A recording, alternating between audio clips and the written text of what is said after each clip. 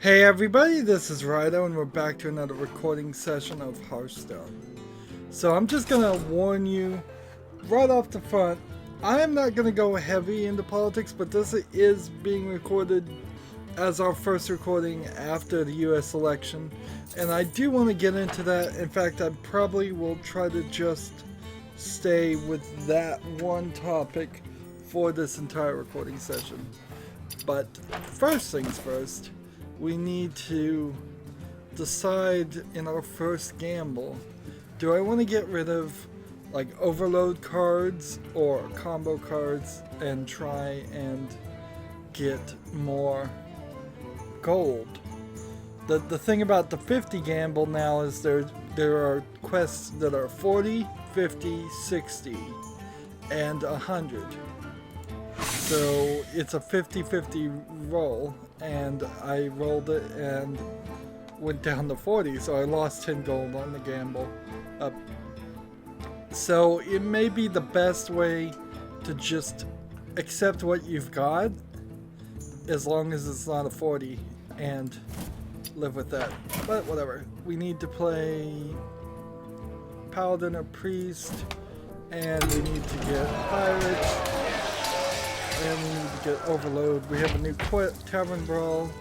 Let's see, these Pesky Shrink Masters turned all your Hearthstone cards into toys. Now all your minions are 1/1 and cost only 1 mana. Well then, let's see, Paladin or Priest. I suppose Paladin or Priest doesn't really matter. So I think Paladin, choose. And then, if they are all going to be 1/1. The next quest we had was to do something like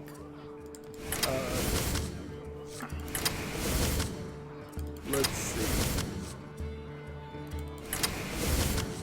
see.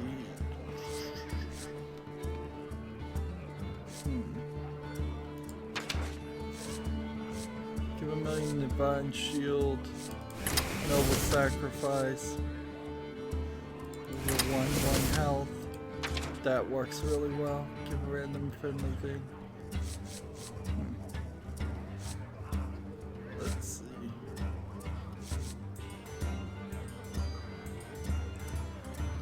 Discover a menu, get +1/+1. Sacred Trial. Maybe.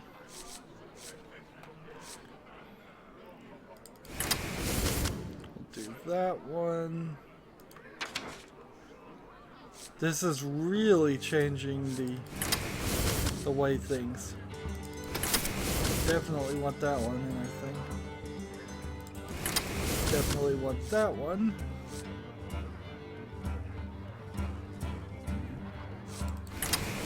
Take that. I'm probably messing up here by choosing weird things.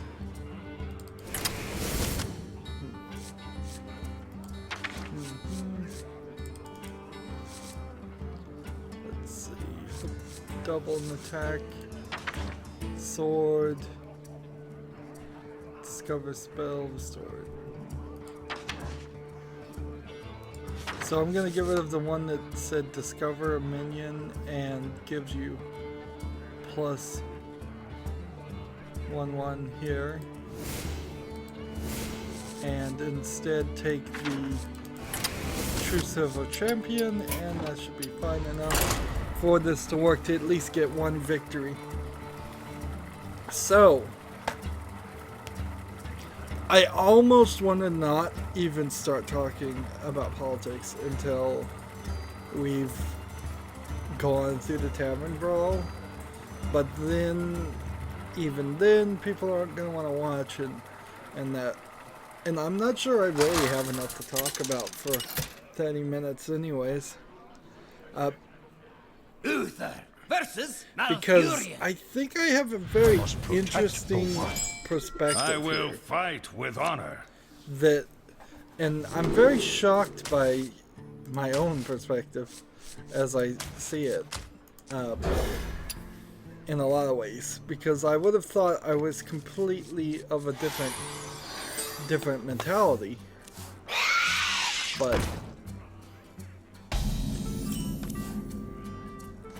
let's see. I guess we could just try the dry end of it. At the start of your turn, giving minions 1+1. Let's see. I just think I want to start with this, and then your turn. So the dry of it is the U.S. elections happened. It went late into night, 3 or 4 in the morning Central Time, before the presidential elections results were done here. It is worth mentioning that even now, several days later, nobody's really talking about the other things that were elected on. So there were many people who had things to legalize marijuana for recreational use and medical use. None of that has been talked about. For justice. There was sugary drinks, sugar sodas tax passed in California, so that it's going to be almost like 12 cents on the 12-ounce can. It's like a penny an ounce for each drink that has sugar on it. So they're just going to, much in the way they tax cigarettes, and they're going to try and do that. And it's not something I completely disagree with. Sugar has been shown to rot people's teeth. It's not something that's natural. It's definitely helped increase early onset diabetes and childhood obesity and diabetes. And every single bit of information I've ever heard, although we may get back to that point in a second, but every single bit of information I've heard has pointed out to me that sugar is not a friend for justice to society. There's not much else that I know about that got passed out there. I looked at the ballots in my area, and there was only one proposal whatsoever. So voting people in my area specifically didn't have much choices. Several seats in my area were unopposed. We did vote in a dead guy. Not in my area, but in the United States in general. Somebody died before they made it to office, which it happens, and it's not some huge thing or anything like that. It's just that, somebody gets voted in and then they die. So somebody starts running and they die. There was a judge somewhere died the night before the election happened, and they had to find somebody else who could unlock and open the courthouse so that people could vote. So reporting for duty. Not crazy amounts of justice of insanity happened, but things happened, and they certainly not being talked about. Everybody is simply talking about the fact that Donald Trump overwhelmingly won the electoral college system. Overwhelmingly, with over 300 electoral votes. 270 was the number that he win. He most definitely played the game as it has been designed. Back to your homes. homes. How I completely look at it. If the game as it was designed, he played it and he won. This is being attributed to two factors, or in a lot of ways it's just being blamed to two factors of a high rural turnout. So people who don't live in cities, people who live on farms or in small towns, not the big cities, not Los Angeles, not New York, Manhattan, nothing like that. The exact opposite of those cities. Those people came out in force and voted for Donald Trump. And also it's being blamed on the fact that people who were supposed to vote for Hillary Clinton did not come out, or people who were supporting him did not bother to come out, or people who might have voted for him did not come out. Everybody who potentially wasn't going to vote for Donald Trump did not come out. It left a 6 million, I heard, shortfall for Hillary Clinton. Now, is this because of any huge single incidents or scandal? I don't think it really is. I think it's just kind of all the big things, all of the scandals, all of the fighting, all of the issues. Here, I'm gonna lose. Totally. I guess I did not play well here. So people just were not enthusiastic with Hillary Clinton that would have potentially voted for Hillary Clinton. And even though people seem to be enthusiastically against Donald Trump, their enthusiasm against him was not enough to do it. And to get them to the polls enough to vote. And throughout the whole election night, it was starting to look downhill a lot earlier than what the TV channels and the news people were willing to say. And I'm not going to particularly name any specific news channel, but they all, in a lot of ways, were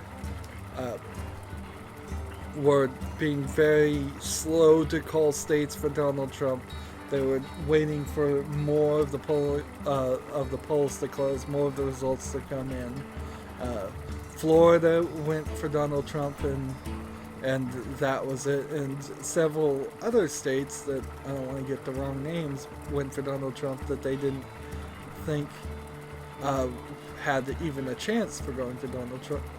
So I think the only thing that really lost it's not the scandals, I don't think, about her emails. It's not the fact that nobody really likes her, even the people that were claiming they were going to vote for her. I think the one thing that lost it for the Democrats in general was the fact that they threw Bernie Sanders under the bus and did some trickery, and people were not willing to transfer over to Bernie Sanders. And the Jill Stein of the Green Party offered Bernie Sanders to run as a Green Party candidate. The independent candidates were on a lot of tickets, and so Gary Johnson of the Libertarian Party and Jill Stein of the Green Party very well may have pulled. They did get enough votes between the two of them to swing the election. So they very well may have acted as spoilers against Hillary Clinton, which, again, can't blame anybody but Hillary Clinton and the Democratic Party for not including Bernie Sanders. Bernie Sanders, by the way, is 84 years old, so he's a pretty old guy, but there's no chance in 4 years down the way that he's going to run again. Well, he might, but he would be really, really old that way. And in fact, it is worth pointing out that to your homes. Donald Trump is now officially the oldest man ever to be elected Reporting for duty.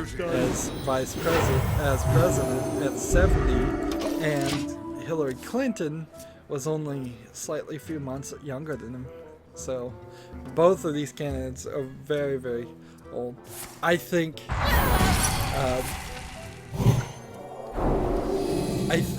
that if Hillary Clinton had said Bernie Sanders be my vice president candidate,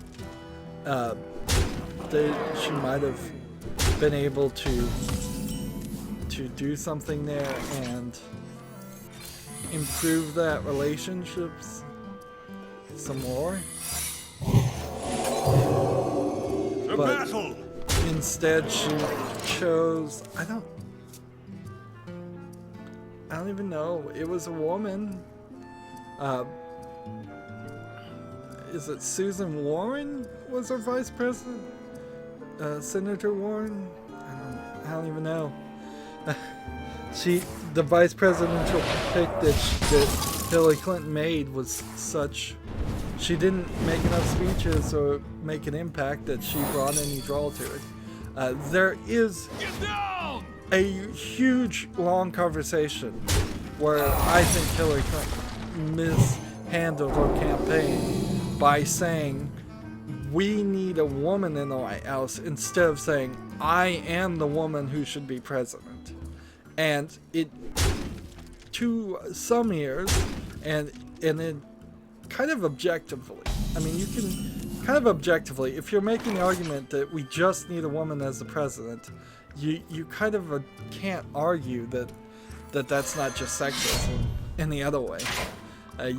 For justice. Then it usually, the phrase is usually used. And I heard people talk about how, well, maybe Michelle Obama should run in 4 years, and I'm like, well, Michelle Obama isn't qualified to be the president. She was a lawyer, certainly, but we have people who in Congress and the House of Senate who have been governors and lawyers and mayors and congressmen and senators, and there are people with a lot more job qualifications. For That's justice. not to say that Hillary Clinton wasn't qualified. She was qualified. We just didn't like the job she did in her previous cases, and a lot of times it's like, you can be the CEO of Time Warner Cable, for example, and then you would have the qualifications to be the CEO of some other company. But if people were electing the CEO of Time Warner Cable to be the president, they'd say, no, we don't like the job you did at Time Warner Cable. You raised our bills and drove us crazy and did everything we hated. You fought against net neutrality, which on specific topics with Donald Trump, we just don't know. We kind of know his vice president's stance on a lot of things, and I personally am very concerned about his vice president's stance on a lot of things. But I don't know, really, if the Democrats want to really work with Donald Trump. I don't know what Donald Trump really wants to do, and I don't know if Donald Trump is going to listen to word one of what Mike Pence tells him or asks him to do. So Mike Pence may be vice president in name alone and may not have any ability. Reporting for duty. So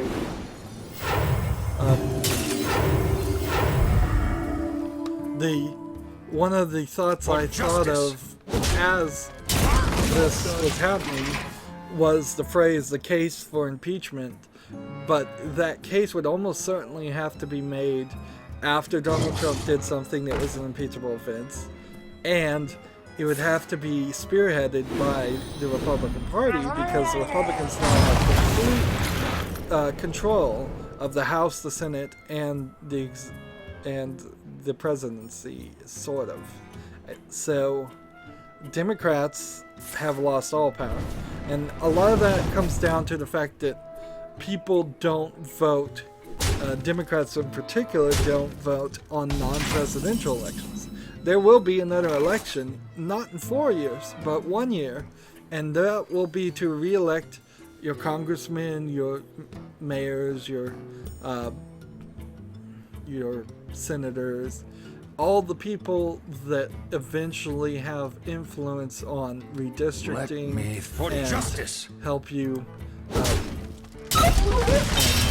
help you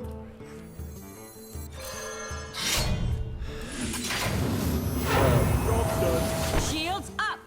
well, all the people that have seats in Congress, House, not all of them will be up for re-election next year, but some of them will. So the Democrats would have to, if they want to turn around the control here, they need a good push to come out and vote there. And so it's the same argument over and over with Democrats, is they need to get people who will vote for them to go vote, and that means they need to be charismatic and appealing and have the same, or at least some of the same stances that the people who are going to vote will have.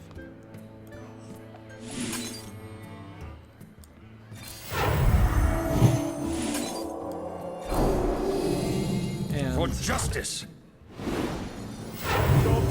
so far, the Democrats haven't had that, whereas the Republican votership do typically come to vote every single year, and that keeps them in power. And that's why even throughout most of the Barack Obama presidency, either the Congress or the House was under control of the Republican Party, and they were able to either require negotiation on bills or just downright block bills. And they did block the nomination of the replacement Supreme Court Justice, and so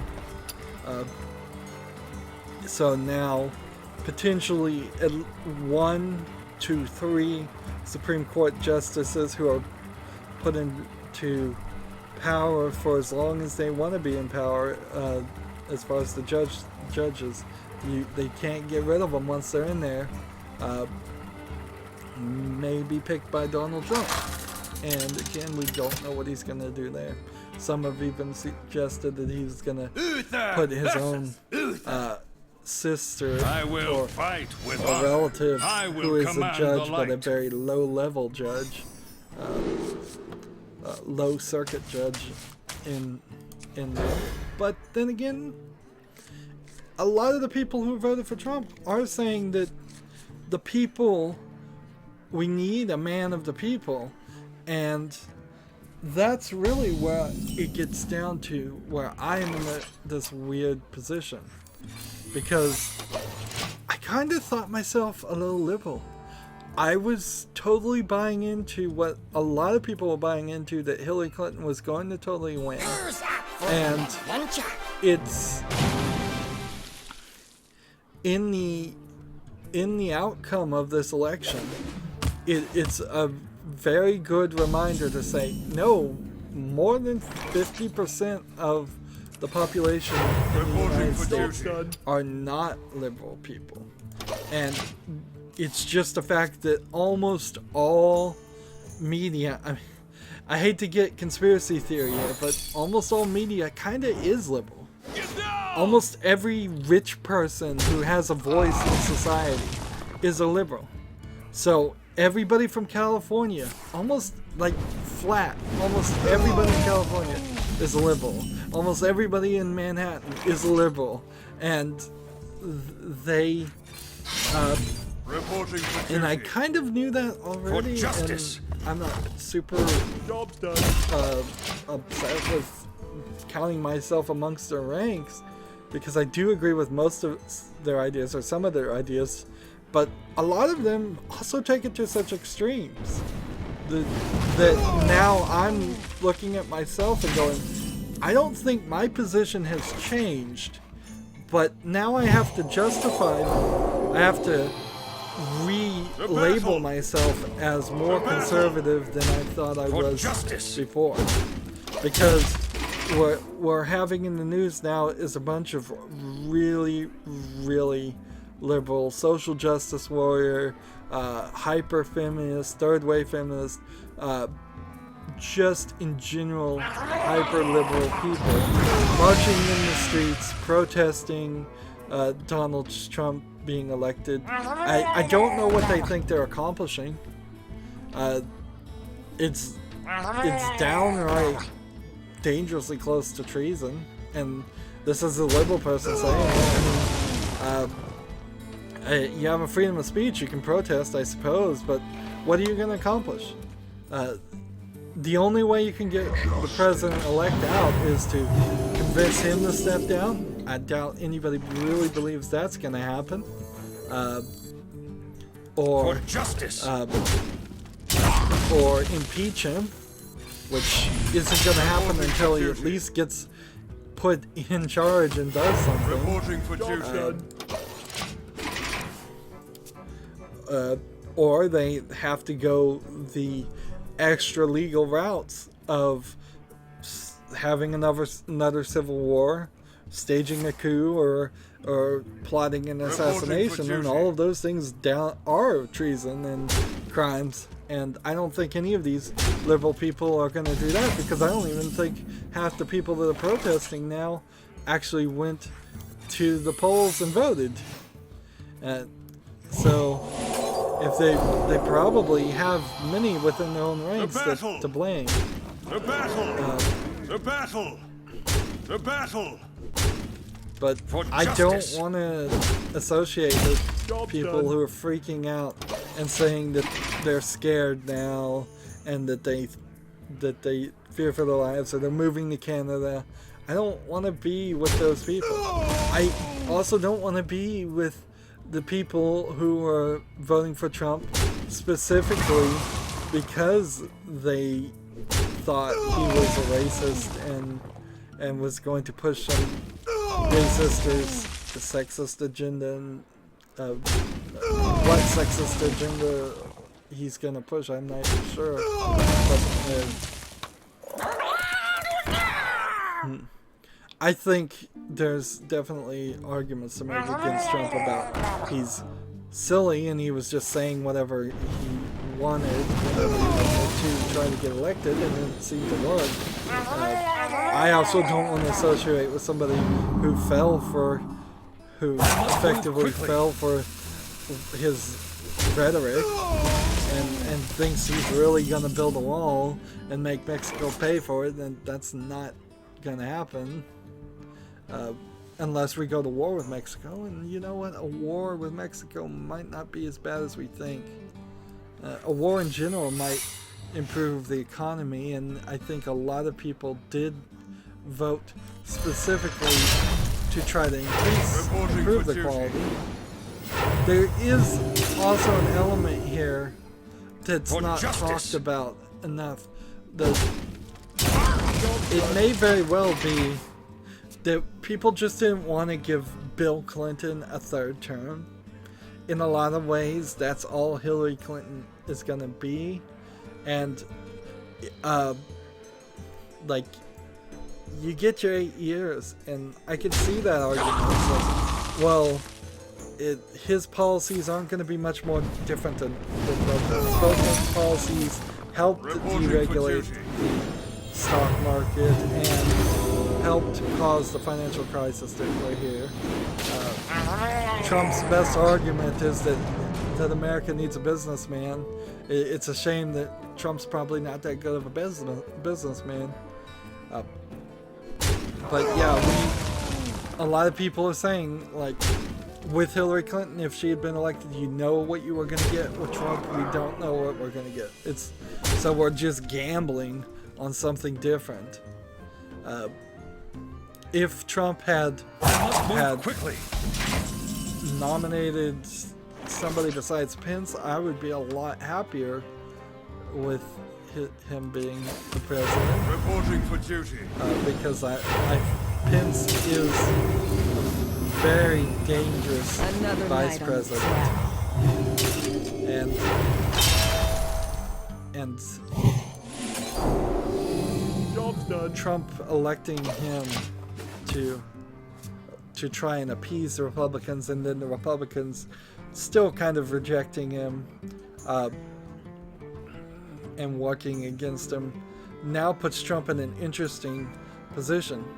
And I have heard rumors that Trump is vindictive, so we may see in the 4 years Trump take vengeance against Republicans more than he even takes it against Democrats. In a lot of ways, he's almost certainly been more democratic in a lot of his policies and his mentality in the past than you would think. I don't think I'm gonna win here. I'm gonna have to build a better deck. I guess a Murloc deck is probably the best one because it works past this idea anyways.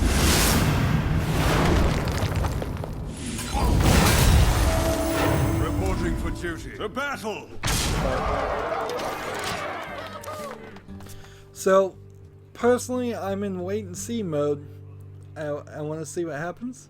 And it's going to be interesting almost certainly as long as something happens. It may very well turn out that very little happens in 4 years.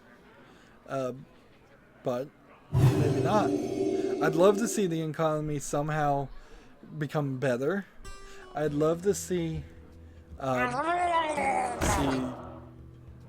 both the country improve in several other ways. What are suggested, particularly by Pence, I don't think will accomplish those things, but maybe we should give them a try. Maybe not. Darn it. To arms, men! I must move quickly. Still not gonna win. For a second there, I thought I was.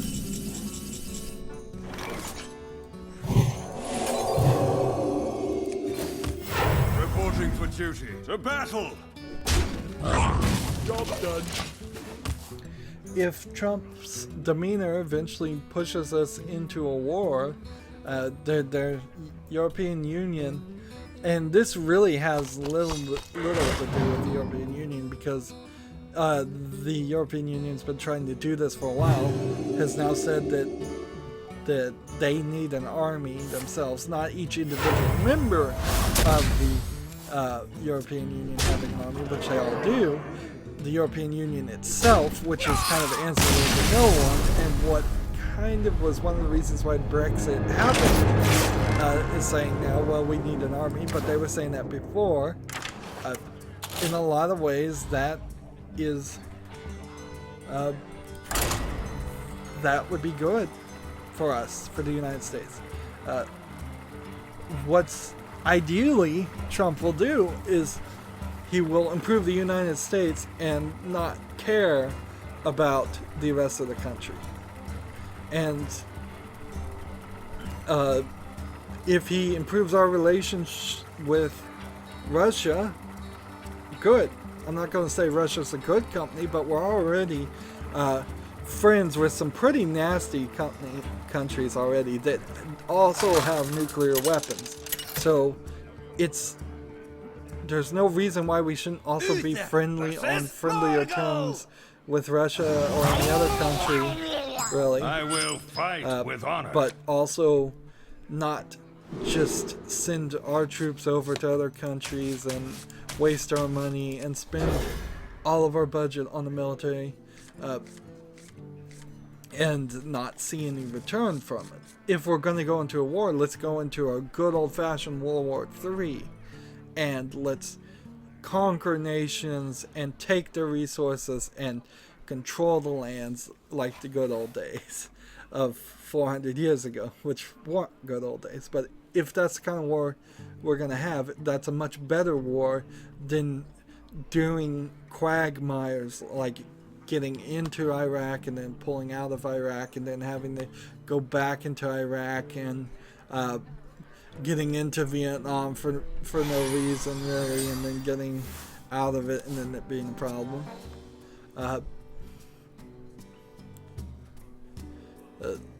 The United States is is and has almost always been a military country. It succeeds on its military might, and if we don't have an enemy, regardless of who the enemy is, back to your homes. Then we suffer. So going towards something like that would kind of help. It would help us a lot. So, in the long run, this might be something good, or it might be terrible. It might be that the liberals are right and we've just elected the next Hitler, and we're going to be the next Germany, which, okay. Germany suffered a lot after being split and all of that. Reporting for duty. That would not be good for us. Certain things we can almost guarantee are not going to happen. We're not going to have camps and round people up. We're not going to mass execute people. Even Trump has said he just wants to deport people.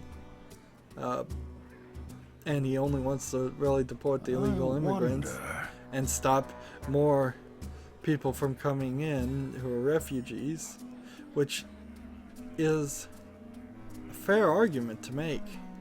For justice. Like, we don't have to be the saviors of anybody else or help anybody else. We can be bad neighbors. We can say, look, our business is, our house is not in order and we need to take care of ourselves.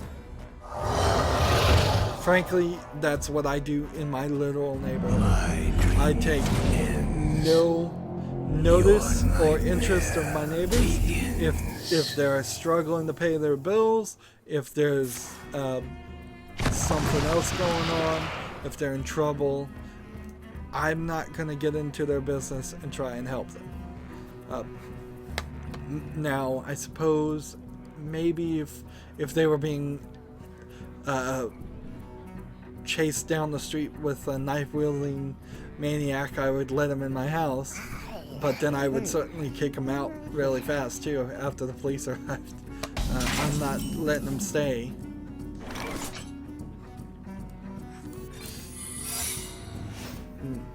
I think a lot of it comes down to the idea that Trump's slogan is actually a good slogan for the United States to realize, is that America isn't just by default always this perfect and great nation that has everything set and is number one in everything, because we're not number one in anything compared to other countries, except for imprisoning our own population by percentage.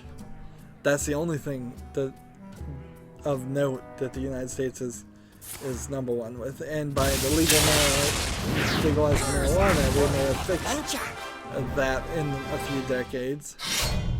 But once you admit that there's a problem, once you admit that we're a country full of a lot of poor people, we're a country that doesn't have anywhere as much diversity as it has, way more diversity in cultures than almost every other country. When you go to France, it's mostly just French people. When you go to Germany, it's mostly just Germans. When you come to the United States, for justice, it's a little bit of everything, and we haven't been that melting pot to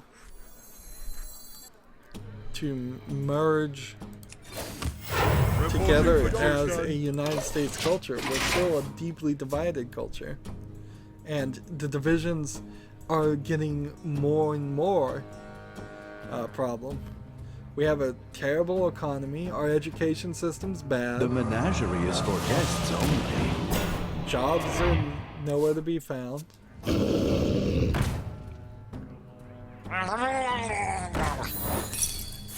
True isolationism, if we were to adopt it, might even help us a little bit if we could just create our own stuff. I don't think we could get to full true isolationism, but we can certainly do a little bit more of it. Make sure that our jobs don't go other places. Make sure that our rich people don't go other places with all the money they should be paying taxes on, which is a much bigger issue. And make sure we can do the best to benefit ourselves. Wow, and it's so strange now because I wasn't really thinking about any of these ideas or considering any of these things before Trump was elected. But now that he is elected and I start to think about it, and I'm just in general, the perfect versions of some of these concepts don't sound bad. And that may very well have been what got Trump elected. And I don't know what Hillary Clinton would have done or offered to fix things. They talk about her tax plan. We've seen tax plans. Everybody does tax plans. Poor people aren't getting taxed to death. Rich people are just the ones that want tax plans lowered. Reporting for duty. The battle for justice. If poor people in the United States were really being overly taxed, they wouldn't be so happy to see those refund checks. They wouldn't have the amount taken out of their paychecks as high as they can, because you can adjust that. You can claim any number of dependents when you fill out the W-2 form, I believe it's what it is. So you can claim 4, 5, 6 dependents, have almost no money taken out, and then owe the IRS at the end of the year. And then, if that's what you have to live on, oh well. Owing the IRS money isn't the worst person in the world to owe money to, because they'll negotiate with you probably a little bit better than a credit card company would.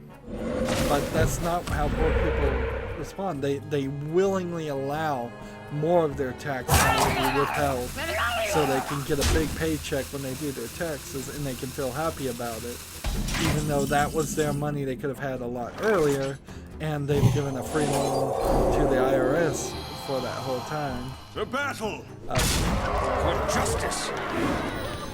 So, like, a different tax plan doesn't mean anything. Hillary Clinton, I don't know of any of her other policies that really felt like she was going to do anything, or she even talked about other things. There was so much mudslinging going on here. Entire topics were not even brought up or really asked to Trump or Hillary. And the debates were just kind of mudslinging farces and such. That, again,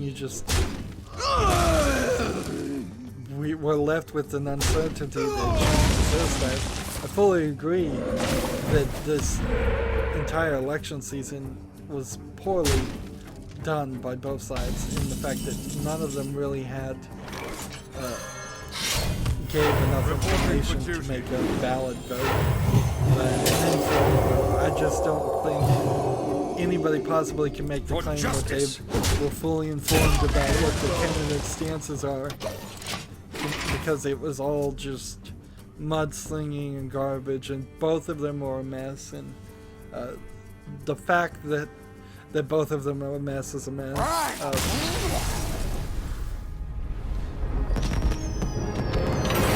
One of the things I thought about as we wrap up here, it would have been interesting, is if instead of Jeb Bush running for president, if Laura Bush, the wife of George W. Bush, George Bush, I think, the younger one, had run, and thus it was a woman versus a woman. I wonder if that would have changed the accounting so much. I don't know. I don't think it probably would have. I don't think Laura Bush is qualified enough to be president either, any more than I think Michelle Obama is qualified to be president. And certainly certain people didn't vote for Hillary because they didn't want a woman as president. But honestly, I don't think that number was that high. I think there was much better arguments, even for people who were sexist, to say, to make a very valid argument. You would have to be a pretty blatant sexist to say, I'm not voting for Hillary because I don't want a woman as president, period. When it would have been so easy to say, I'm not voting for Hillary because I don't trust her, because she's shown herself to be duplicitous, because of the email scandals, because of Benghazi, because she orders drone strikes flippantly, and there's so many other things that you could say against her, things she's actually done, and certainly there are Trump things Trumps have done too. But the real factor there is Trump has done stupid rich person stuff so far. He hasn't been in politics before. He's the first president ever to never have been in politics. So it will only be after he's elected, to get back to this, that he'll have even the opportunity to do something stupid. So if he starts doing drone strikes, if he says something and starts a war, if he does something like that, that's his only real opportunity to even mess up, even on the same level as we've already seen as Hillary mess up. And I'm not a super Trump supporter. I didn't vote for either one of them.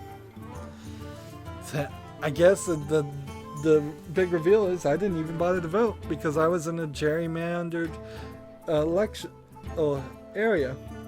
So the outcome in my area was predetermined.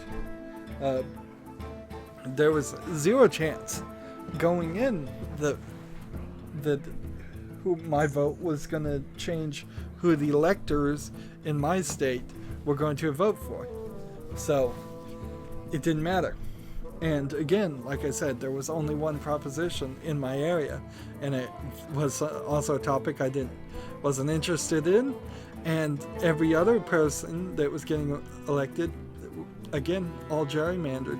So we knew exactly who was going to get voted in, and exactly who was going to get voted in and did get voted in. So I feel pretty clean after this election, and now I'm just looking forward to either a massive amount of drama or an amazing miracle, or maybe just something in the middle, or just a lot of blah. It may very well be that Trump decides not to work with the Republicans, and the Republicans decide not to work with him, and we just have 4 years of nothing happening. That might even get Trump reelected to another 4 years if nothing happens and everything's fine. A presidency that goes that way isn't too bad. Anyways, we've been going long, and that's my one political thing. Next recording, we won't talk about politics at all. Going forward, probably not going to talk about politics at all. Ironically, I was recording Day of the Tentacle, in which you go back in time and meet George Washington, Benjamin Franklin, John Hancock, Thomas Edison. And so in the middle of all of this, I'm playing this game that does deal with the founding fathers of the United States, and I made no comments there whatsoever because it really didn't have any relate, but it's just kind of a funny irony that's what I ended up playing. Still need to get back to Skyrim though. Anyways, we've been going long, and it took us forever to do that tavern brawl. That's going to be it for this recording. As always, I ask you to like, share, subscribe, comment if you want to, and watch every second of my videos. All of that helps me out.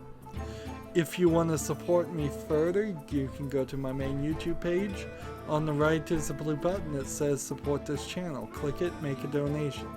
And if you want to friend or follow me on basically any social media sites, There's a whole bunch of links down below. Again, friend or follow me on those social media sites.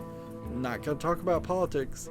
I do not appreciate that some of the video game people have been tweeting political things lately, and I hope they stop, or I'm gonna have to mute them, because that's not why I follow video game companies or producers. And it's a lot of reasons why I don't follow a lot of them. And I won't be tweeting anything like that or on any of the other sites. Furthermore, in the comments, let's not have any politics talk. I mean, you can have it if you want. I'm not going to engage in it, though. I'll just leave it there, and it will help my video go up higher and higher. But that's, I mean, unless it's offensive, and then I'll report it as being offensive. But I'm not a political channel. I cover video games. This was a big event, and this is my blog series, so I figured we talk about it this one time, and then let's just move forward unless something huge happens. Thank you for watching. Have a good evening.